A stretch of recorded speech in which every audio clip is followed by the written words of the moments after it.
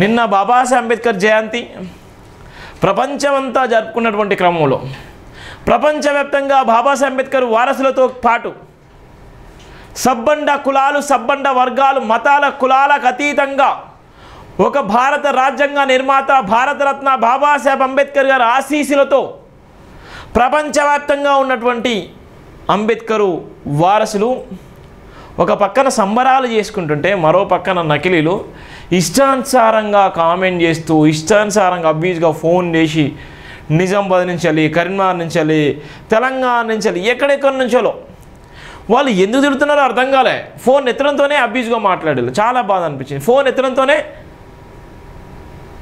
Family, అమ్మ, అక్క, చెల్లి అసలు వరుసల్లో అసలు తిట్టడం అసలు అరే ఎందుకు తిడుతున్నారో అర్థం కాలే, ఎందుకు మాట్లాడుతున్నారో అర్థం కాలే. చాలా బాధ అనిపించింది.